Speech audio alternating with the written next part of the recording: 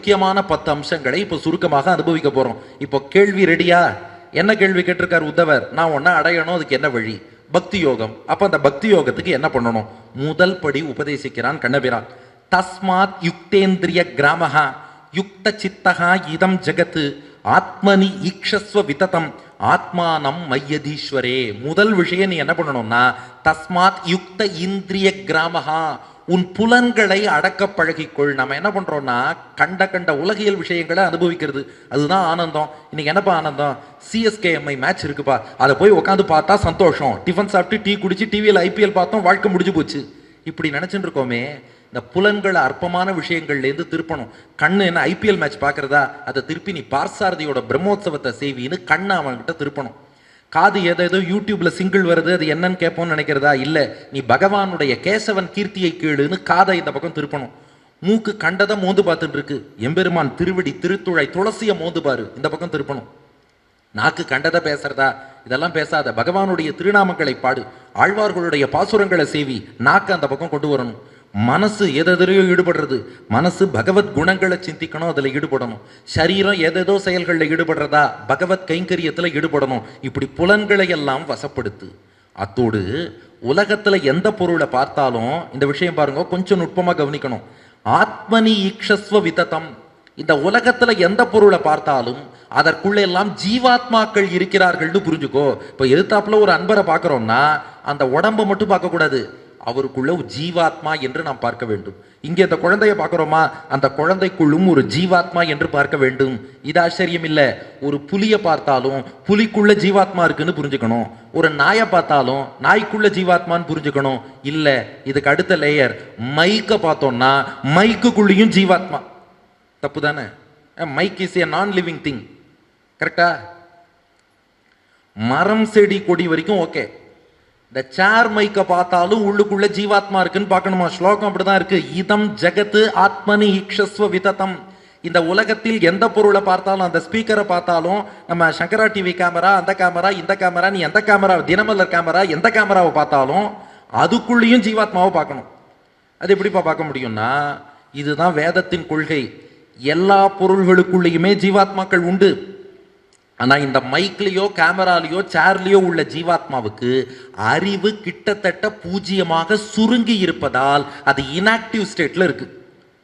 நாய்க்குள்ள இருக்கிற ஜீவாத்மாவுக்கு அறிவு கொஞ்சம் விரிவடைந்து இருப்பதால் ஓரளவு வேலை செய்யறது. மனித உடம்புல இருக்க ஜீவாத்மாவுக்கு இன்னுமே அறிவு விரிவடைந்து இருப்பதால் ஓரளவு நன்னாவே வேலை செய்யறோம்.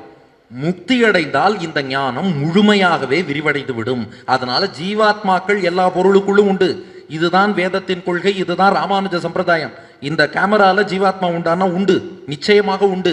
ஏன் இன்னைக்கு சயின்ஸ்ல என்ன சொல்றான், ஒவ்வொரு இடத்துலையும் மைக்ரோ ஆர்கானிசம் நிறைய இருக்கு, பாக்டீரியா நிறைய இருக்கு, வைரஸ் நிறைய. பாருங்க, குழந்தைகள்லாம் தலையாட்டுறது பாருங்க, வைரஸ் நிறைய இருக்கு, பாக்டீரியா நிறைய இருக்குன்னு சொல்றான் இல்லையா? அதெல்லாம் நம்ம கண்ணுக்கு தெரியாது. அது போல எல்லாத்துக்குள்ளேயும் ஜீவாத்மாக்கள் நிறைய உண்டு, உயிரினங்கள் உள்ள இருக்கு, ஜீவாத்மான்னு ஒண்ணு இருக்கு. ஆனா அந்த ஜீவாத்மா, இந்த சேர்க்கான ஜீவாத்மாவுக்கு ஞானம் சுத்தமா சுருங்கி இருக்கிறதுனால இன்ஆக்டிவ். உடனே ஒருத்தர் கேட்டார், அப்ப அந்த ஜீவாத்மா எப்போ மோட்சம் போகும்? நான் சொன்னேன், நீங்க எப்போ மோட்சம் போறதுன்னு முதல்ல யோசிங்க. சேருக்கான ஜீவாத்மாவுக்கு பகவான் வேற ஏற்பாடு பண்ணியிருப்பார். ஒன்றும் இல்லை, இந்த மாதிரி உத்தவ கீதை உபன்யாசத்துல திருவல்லிக்கேணியில சேரா வந்து உட்காரும்படி பண்ணி அந்த ஆத்மாவுக்கு நற்கதிக்கு பெருமாள் வேற பிளான் வச்சிருப்பார். இந்த கேமரா உத்தவ கீதையை ஷூட் பண்ணும்படியாக பண்ணி கேமராவுக்குள்ள ஜீவாத்மாவுக்கு வேற ஒரு நல்வழி பெருமாள் வச்சிருப்பார். அது அவர் பொறுப்பு. அதனால நம்ம மோட்சத்தை பத்தி தான் நாம யோசிக்கணும். இப்ப விஷயத்துக்கு வருவோம். அதனால எல்லாத்துக்குள்ளேயும் ஜீவாத்மாவை பாரு. அது மட்டும் போராது. இப்போ அடுத்த லேயர் பாருங்க, எத்தனை லேயர்னு. முதல்ல வெளிப்பொருள்கள், உருவங்களை பார்க்கிறாய், அதற்கு மயங்காதே. அந்த உருவத்துக்குள் அருவமான ஜீவாத்மா இருக்குன்னு புரிஞ்சுக்கோ. அது மட்டும் போராது, ஆத்மானம் மையதீஸ்வரே, அந்த ஜீவாத்மாவுக்குள்ள நான் இருக்கேன்னு புரிஞ்சுக்கோன்னா. அந்த ஜீவாத்மாவை உடலாக கொண்டு ஜீவாத்மாவுக்குள் கண்ணபிரான் பரமாத்மா எழுந்தருளி இருக்கிறான். அப்ப நாம எதை பார்த்தாலும் ஆங்கிலத்துல ட்ரையடுன்னு சொல்லுவோம் இல்லையா, 3 விஷயம் சேர்ந்து இருக்குன்னு. இந்த ஆட்டம்னா புரோட்டான், எலக்ட்ரான், நியூட்ரான் 3 பார்க்குறோம் இல்லையா? அது போல எந்த பொருளை பார்த்தாலும் சேருக்குள்ள ஒரு ஜீவாத்மா, அந்த ஜீவாத்மாவுக்குள் பரமாத்மாவாகிய கண்ணபிரான், இப்படித்தான் பார்க்கணுமா? எதிரில் ஒரு அன்பரை பார்க்குறோம்னா அன்பருடைய சரீரம், உள்ளுக்குள்ளே அவராகிய ஜீவாத்மா, அவருக்குள் எம்பெருமான் பரமாத்மா. இந்த பக்கம் ஒரு நாயை பார்க்குறோமா, நாயின் உடல், அதற்குள்ளே ஜீவாத்மா, அதற்குள்ளே பரமாத்மா. இப்படித்தான் எல்லா பொருள்களையும் நாம் காண வேண்டும். இதுதான் முதல் படின்னா. உத்தவர் கொஞ்சம் பயந்துட்டார். கிருஷ்ணா, முதல் படியே கட்டமா இருக்கு. எங்களுக்கு கேட்டா இது ஏதோ கடைசி படின்னு நான் நினைச்சிட்டு இருந்தேன். முதல் படியே என்னடான்னா இதுல எல்லாம் இந்த விருப்பத்தெல்லாம் விட்டுடணும், எல்லா பொருளுக்குள்ள ஒரு ஆத்மா இருக்குன்னு புரிஞ்சுக்கோ, அந்த ஆத்மாவுக்குள் பரமாத்மான்னு புரிஞ்சுக்கோ. இப்படி உபன்யாசம் பண்ணா தூக்கம் வருமா வராதா? இது முதல்ல எத்தனை பேருக்கு புரிஞ்சுது புரியாதுங்கிறதே பெரிய கேள்வி. அடுத்தது புரிஞ்சாலும் இவர் என்ன ஏதோ இதெல்லாம் பேசிட்டு இருக்காரு, ஏதோ கதை சொல்லுவாருன்னு நம்ம நம்பி வந்து உட்காந்தோம்னா இதெல்லாம் சொல்றாருன்னு தோணுமா இல்லையா? இதான் முதல் படியான்னு கேட்டான் உத்தவர். அதாவது இந்த நீங்களும் வெல்லலாம் 1 கோடின்னு ஒரு ப்ரோக்ராம் இருக்கும் பாருங்க. அதில் வேணா சொல்லுவான்னா மொத்தம் 14 கேள்வி கேட்போம். முதல் கேள்விக்கு பதில் சொன்னால் 1000 ரூபா, 2வது கேள்விக்கு பதில் சொன்னால் 5000 ரூபா, படிப்படியாக முன்னேறி 14வது கேள்விக்கும் பதில் சொன்னால் 1 கோடி ரூபா கொடுப்போம். ஒருத்தர் கெட்டிக்காரர் சொன்னார், அந்த 14வது கேள்வியை முதல்ல கேட்டுடுங்கன்னார். அப்படி இது கடைசி படின்னு நினைச்சிட்டு இருந்தா நீ முதல் படியே இப்படி சொல்றியே, இது மனிதனுக்கு சாத்தியமா? இது இருக்கு பாகவதத்துல. உத்தவர் கேட்கிறார் 7ஆம் அத்தியாயத்தின் தொடக்கம், இது மனுஷனுக்கு சாத்தியமானார். கிருஷ்ணன் பதில் சொன்னா, இது மனுஷனுக்கு மட்டும் தாண்டா சாத்தியம்னா. கேள்வி இது மனிதனுக்கு சாத்தியமா? பதில் இது மனிதனுக்கு மட்டும்தான் சாத்தியம். பாருங்க, பிராயேண மனுஜா லோகே லோக தத்துவ விசக்ஷணாக சமுத்தரந்தி ஆத்மானம் ஆத்மனைவ அசுபாஷயாத். ஒரு மிருகத்தால இதை புரிஞ்சுக்க முடியாது. நீ நாய்க்குள்ள ஜீவாத்மா பரமாத்மா நீ ஏத நாயால புரிஞ்சுக்க முடியுமா? மரத்துக்குள்ள ஜீவாத்மா பரமாத்மா நீ ஏத மரத்தால புரிஞ்சுக்க முடியுமா?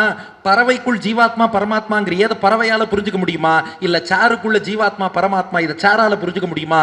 ஆனால் மனித ஜென்மம் எடுத்தவனால் ஜீவாத்மாவை புரிந்து கொள்ள முடியும், பரமாத்மாவை புரிந்து கொள்ள முடியும்.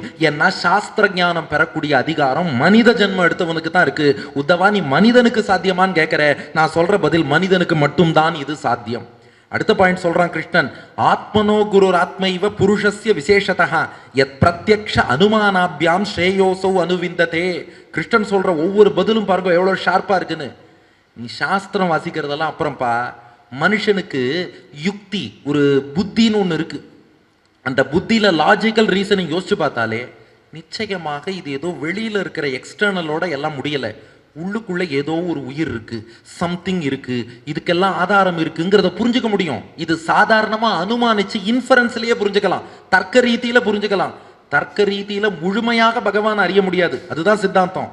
ஆனாலும் கடவுள் இல்லைன்னு நாஸ்திகம் பேசுறவனுக்கு தர்க்க ரீதியில ஈஸியா ஆன்சர் சொல்ல முடியும். நீ ஒரு பானையை பார்க்கற, பானையை செஞ்ச ஒரு குயவர் இருக்கணும்னு புரிஞ்சுக்கிற. ஒரு மேஜையை பார்க்கிற, இதை பண்ண ஒரு கார்பெண்டர் இருக்கணும்னு புரிஞ்சுக்கிற. அப்ப இந்த உலகத்தை படைத்த யாரோ ஒரு இறைவன்கிறவன் இருந்துதானே ஆகணும். இது எளிதில் புரிஞ்சுக்கலாம்.